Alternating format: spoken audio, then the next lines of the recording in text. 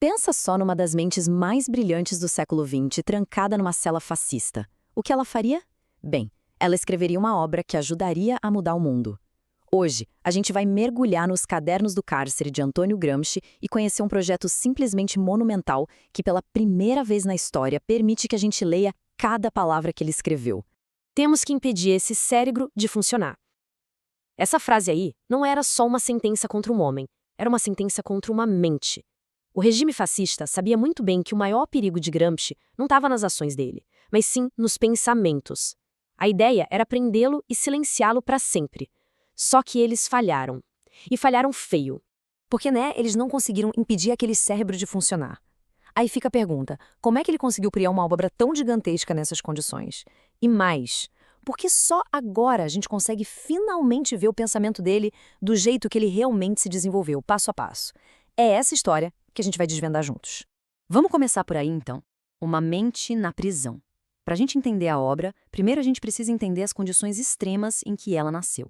Mesmo com a saúde super debilitada e num isolamento brutal, o Gramsci embarcou num projeto intelectual de um fôlego impressionante. Ele não estava só escrevendo umas notas aleatórias, sabe? Ele estava, na verdade, construindo um verdadeiro laboratório de ideias, um arsenal de conceitos para entender o mundo e, claro, como transformá-lo. Ok, então ele escreveu tudo isso. Só que aí começa um outro capítulo dessa história. A fuga desses cadernos da Itália fascista já é uma novela à parte, uma coisa incrível. Mas essa fuga acabou levando a um problema que assombrou a gente por décadas. O mundo nunca leu o Gramsci como ele realmente escreveu. E é aqui que a gente entende a diferença fundamental. Por décadas a gente leu o Gramsci em edições temáticas. Até parecia lógico, né? Mas imagina pegar o diário de alguém e, em vez de ler na ordem, reorganizar tudo por assunto. Você perde o fluxo, perde como uma ideia levou a outra. Essa nova edição faz exatamente o contrário. Ela apresenta os 29 cadernos em ordem cronológica, com absolutamente tudo incluído. Pela primeira vez, a gente consegue seguir o que os tradutores chamam de o ritmo do pensamento em movimento. Beleza. Então a gente tinha esse problema de um legado todo fragmentado. E é aí que entra a solução. Um projeto de tradução super ambicioso que finalmente nos deu a chave para desvendar tudo isso. A International Gramsci Society do Brasil juntou uma equipe de 22 especialistas que, de forma totalmente voluntária, se dedicaram a traduzir a obra completa. Eles pegaram a melhor edição crítica italiana como base e o resultado, disponibilizaram tudo online de graça para qualquer um, em qualquer lugar. Isso mesmo, 29. Todos os 29 cadernos. É um feito monumental que finalmente dá pra gente a visão completa do quebra-cabeça que estava faltando.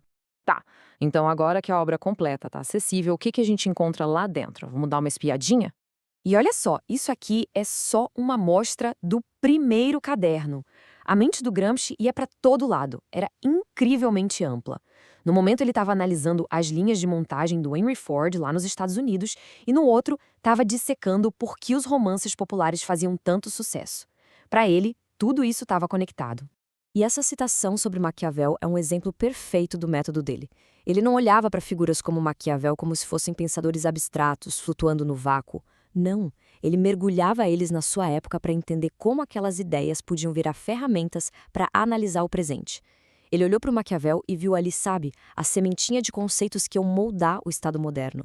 E aqui está um dos conceitos mais famosos dele. Para Gramsci, senso comum não é sabedoria, não. É um campo de batalha. É aquele monte de crenças que a gente aceita sem nem pensar. Tipo a ideia de que basta querer para conseguir, ignorando um monte de outras forças sociais, econômicas, enfim. São essas ideias, muitas vezes até contraditórias entre si, que moldam como a gente vê o mundo. Então, o ponto central é que Gramsci não era um teórico de Torre de Marfim, sabe? Ele acreditava que para entender o poder de verdade, era preciso entender a cultura, inclusive a mais popular, a do dia a dia. Para ele, as cartas que as pessoas mandavam para um jornal podiam ser tão reveladoras sobre o que a sociedade pensava quanto um grande tratado de filosofia. E tudo isso nos leva à questão final. Tá, mas por que isso tudo importa agora, em pleno século XXI? A própria equipe por trás dessa nova tradução usa uma expressão que eu achei fantástica: filologia vivente. Filologia é basicamente o estudo cuidadoso de textos históricos, mas a palavra-chave aqui, claro, é vivente. O objetivo, então, não é simplesmente preservar os cadernos como se fossem uma relíquia num museu. Não se trata de prender o Gramsci de novo, só que dessa vez dentro de um livro sagrado e intocável. A filologia vivente nos desafia a fazer exatamente isso que a tela sugere. Pegar as ferramentas que o Gramsci forjou lá na cela e usar. A questão que esta tradução deixa no ar não é só o que Gramsci pensava. A verdadeira questão é como a gente pode pensar com Gramsci para entender o nosso mundo hoje. O trabalho dele terminou, mas o nosso, com as ideias dele, talvez esteja só começando.